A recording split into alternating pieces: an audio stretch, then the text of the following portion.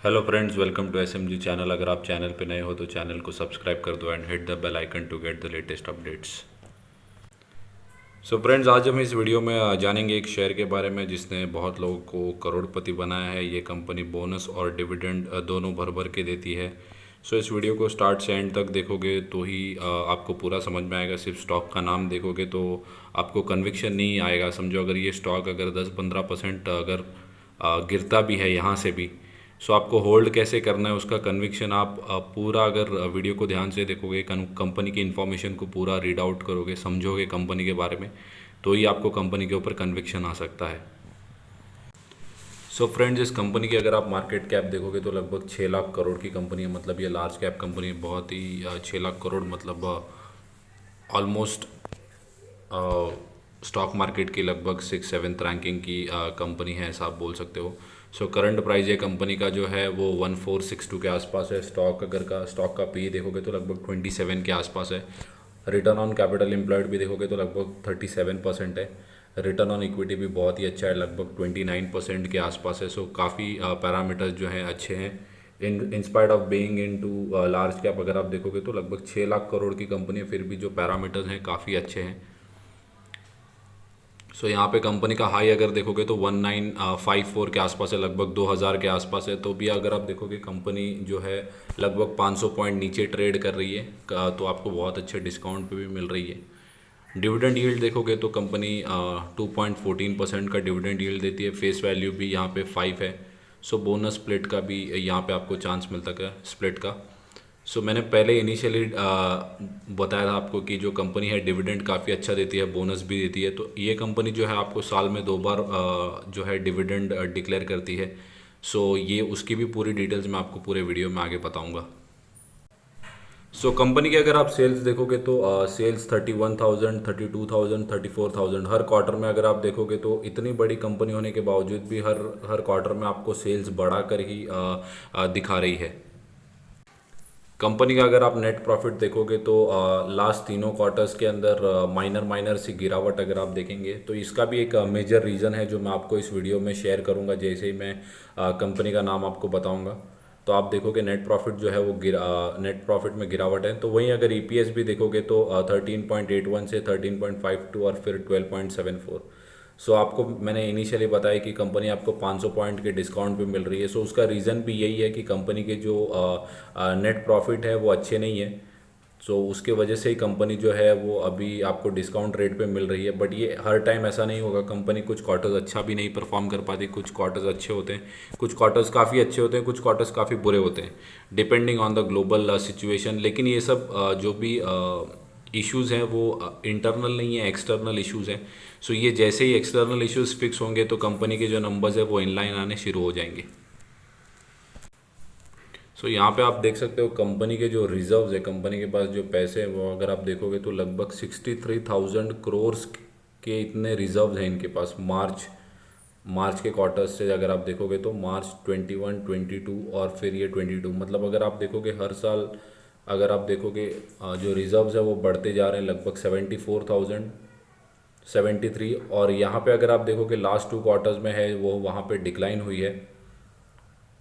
So last 2 to 3 quarters में अगर आप देखोगे तो कंपनी के जो प्रॉफिट हैं वो भी अच्छे नहीं जनरेट हो पाए। सो क्वार्टरली अगर आप देखेंगे तो यहाँ पे दोनों क्वार्टर्स से जो रिजर्व्स हैं वो काफ़ी गिर रहे हैं। बोरिंग्स अगर आप देखेंगे तो कंपनी के बोरिंग्स लगभग 6,000 करोड़ के आसपास हैं। सो मैं ये इतना मेजर नहीं मानता क्योंकि कंपनी के जो रिजर्व्स हैं वही काफ़ी बड़े हैं।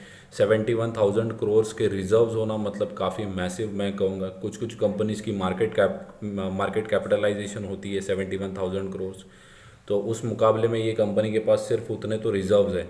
और यहीं पे अगर आप कर्जा देखोगे तो माइनर सा कर्जा है, मैं इतना कर्जा इसको मानता नहीं। कंपनी की अगर आप प्रमोटर होल्डिंग देखोगे तो कंपनी की जो प्रमोटर होल्डिंग है वो लगभग 13% के आसपास है। पूरा माल जो है यहाँ पे इस कंपनी में एफआईआई जो फॉरेन इंस्टीट्यूशनल इन्वेस्टर होते हैं उन्होंने लेके रखा है। सो लास्ट 2 to 3 क्वार्टर्स में अगर आप देखेंगे तो लास्ट क्वार्टर 2 यहाँ से 33 से लगभग 31 के आसपास 2% का स्टेक जो है वो एफआईआईज ने कट किया है। वहीं अगर आप डीआईएस को देखोगे तो लगभग डीआईएस ने जो है माल बढ़ाया है। अगर कंपनी अच्छी होती है तो कहाँ यहाँ पे जो फार्मूला होता है वो क्या होता है कि एफआईएस जहाँ पे माल काटते हैं वहाँ पे डीआईएस खरीदते हैं, जहाँ पे डीआईएस माल काटते हैं वहाँ पे एफआईएस खरीदते हैं। तो ये जो होता है वो फार्मूला चलते रहता है, क्योंकि डीआईएस जो होता है वो डोमेस्टिक इंस्टीट्यूशनल, जो इंडिया के म्यूचुअल फंड, जो बड़े बड़े फाइनेंशियल हाउसेज होते हैं उनको डीआईएस कहा जाता है। और एफआईएस जो होते हैं वो फॉरेन इंस्टीट्यूशनल, जो फॉरेन का पैसा इंडिया में ले आके इंडिया में इन्वेस्ट करते हैं। सो पब्लिक की अगर आप होल्डिंग देखोगे तो पब्लिक ने भी माल को काटा है लास्ट 2-3 क्वार्टर्स में। अगर आप देखोगे तो पब्लिक ने भी माल काटा है। सो कंपनी अच्छी है।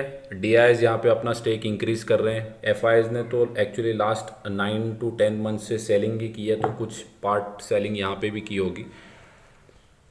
सो ये जो मैं आपको डेटा दिखा रहा हूँ ये डिविडेंड का डेटा है। डिविडेंड जो होती है, हर कंपनी अपने शेयर होल्डर्स को डिविडेंड बांटती है।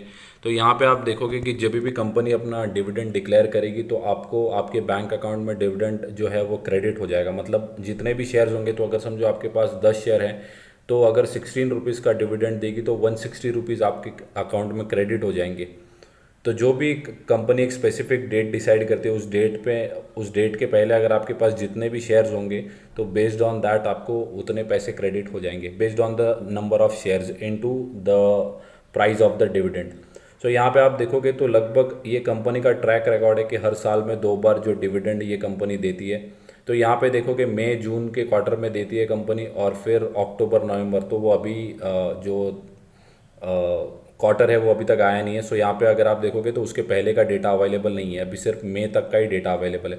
उसके बाद अगर 21 में अगर आप देखोगे तो 2 बार डिविडेंड दिया है, 15-15 रुपये का 2 बार डिविडेंड दिया है। 20 में अगर आप देखोगे तो 12 रुपये का, 9.5 रुपये का। 19 में आप देखोगे तो लगभग 8 रुपये का और 10.5 रुपये का। जून में देखोगे, सॉरी 19 में देखोगे तो लगभग 4 रुपये का, 7 रुपये का। उसके पहले का भी डेटा है, बट वो यहाँ पे मैं सिर्फ आपको लास्ट 3 ईयर्स का डेटा दिखा रहा हूँ। अगर आप जून में भी देखोगे तो लगभग 20 रुपये का फाइनल डिविडेंड ये कंपनी ने डिक्लेयर किया। सो कंपनी जो है वो एटलीस्ट ईयरली 2 बार आपको डिविडेंड देती ही है। सो ये भी एक अच्छी इनकम हो जाती है शेयर होल्डर्स के लिए। सो ये जो मैं आपको डेटा दिखा रहा हूँ ये बोनस का डेटा है। तो कंपनी अगर आप देखोगे 1:1 का जो बोनस है, 1:1 मतलब समझो आपके पास 10 शेयर हैं, तो अगर कंपनी आपको बोनस देगी तो 10 के बदले और 10 शेयर आपको मिलेंगे, मतलब आपके टोटल हो जाएंगे 20 शेयर हो जाएंगे। सो इससे क्या होता है कि जब भी डिविडेंड मिलता है तो आपको 20 शेयर के हिसाब से मिलेगा। पहले 10 शेयर के हिसाब से मिलता था, अब आपको 20 शेयर के हिसाब से मिलेगा। और जैसे जैसे प्राइस की ग्रोथ होती जाएगी वैसे वैसे आपको जो अप्रिसिएशन है वो 20 शेयर के ऊपर मिलेगा। सो आप अगर कंपनी का जो प्रीवियसली डेटा अगर देखेंगे तो लगभग 1994, 1997, 99, मतलब एटलीस्ट 5 ईयर्स के आसपास जो है कंपनी ने लगभग 3 to 5 ईयर्स के जो इंटरिम स्पेस के अंदर है कंपनी ने बोनस हर बार अपने शेयर होल्डर्स को डिक्लेयर किया है। 1:1 का बोनस है। सो यहाँ पे आपको ये भी एक बेनिफिट है, मोस्टली 1:1 है। यहाँ पे 2004 में 3:1 का बोनस दिया था, मतलब 3 शेयर के बदले 1 शेयर। यहाँ पे लगभग सब जगह पे 1 शेयर के बदले आपको 1 शेयर मिलेगा। सो अगर आपके पास 100 शेयर हैं तो आपके हो जाएंगे 200 शेयर्स। सो आपको जो अगर आप इसको और होल्ड करते जाओगे तो आपको जो डिविडेंड में मिलेगा वो 200 शेयर के ऊपर मिलेगा, पहले 100 शेयर के ऊपर मिलता। तो आपकी जो इनकम है, डिविडेंड इनकम है, वो भी बढ़ेगी।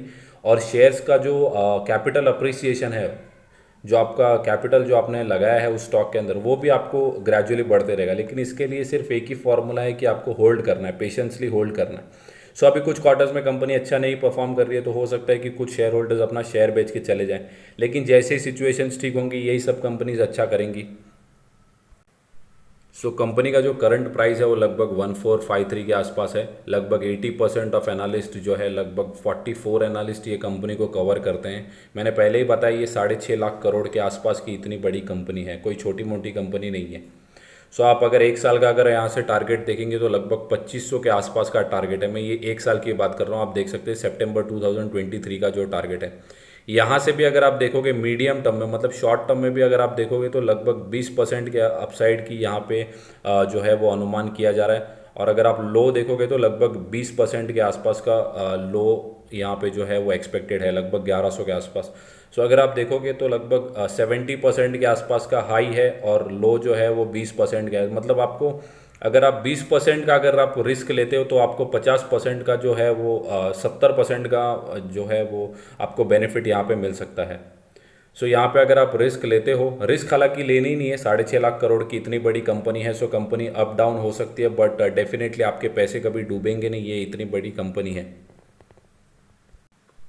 सो मैं जिस कंपनी की बात कर रहा हूँ वो कंपनी है इन्फोसिस। तो आप अगर यहाँ पे डेटा देखोगे तो लगभग 8 रुपीज़ के आसपास की जो है बढ़त है, माइनर सा बढ़त है।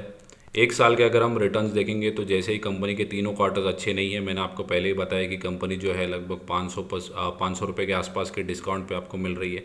सो अगर आप ऑल टाइम हाई के आसपास से अगर देखेंगे लगभग 500 रुपये यहाँ पे आपको दिख सकता है कि 500 रुपये 478 रुपीज़ के आसपास की आपको मतलब 25% जो है इतनी बड़ी कंपनी आपको डिस्काउंट पे मिल रही है। ये कंपनी जो है वो इन्फोसिस है। इन्फोसिस एक आईटी की कंपनी है, इंडिया की सेकंड लार्जेस्ट कंपनी जो है वो इन्फोसिस है। सो ये भी आप देख सकते हो। तो एक साल के यहाँ पे जो मेजर रीज़न है इसकी गिरावट का वो है एट्रीशन रेट। एट्रीशन रेट मतलब कि कंपनी में एम्प्लॉयज़ जो होते हैं वो मेजर ह्यूज नंबर पे कंपनी के एम्प्लॉयज़ जो है वो कंपनी छोड़ के जा रहे हैं। तो इससे क्या होता है कि कंपनी को नए एम्प्लॉयज़ हायर करने पड़ते हैं हायर पैकेज पे। तो इससे क्या होता है कि कंपनी का जो प्रॉफिट मार्जिन है उसके ऊपर अफेक्ट होता है। तो ये जो है ग्लोबल प्रेशर है आईटी कंपनीज़ में। कोई भी कंपनी आईटी कंपनी ऐसी नहीं है जहाँ पे अभी एट्रीशन रेट हाई नहीं है। सो ये भी आने वाले 2-3 क्वार्टर्स में सिचुएशन जो है वो स्टेबलाइज हो जाएगी। सो अगर आप मैक्सिमम अगर ये कंपनी का चार्ट अगर आप देखोगे, मैक्सिमम अगर मैं चार्ट देखा हूँ तो लगभग 12,000% के रिटर्न जो है कंपनी ने जनरेट करके दिए हैं। सो आपको डिविडेंड भी मिल रहा है, ग्रोथ भी है, बोनस भी मिल रहा है, और आपका कैपिटल अप्रिसिएशन भी अच्छे से हो रहा है, और आपका पैसा जो है वो भी सेफ है। इतनी बड़ी कंपनी है, रिनाउंड ग्रुप की कंपनी है। इंडिया के जो जीडीपी है उसमें इनका बहुत बड़ा कंट्रीब्यूशन है। सो ये था मेरा फ्रेंड्स आज के लिए वीडियो। सो अगर आपको वीडियो अच्छा लगा होगा तो वीडियो को लाइक कर दो, चैनल को सब्सक्राइब कर दो, और अपने फ्रेंड्स और फैमिली के साथ शेयर करो ताकि उनको भी ये नॉलेज मिले। Thank you friends.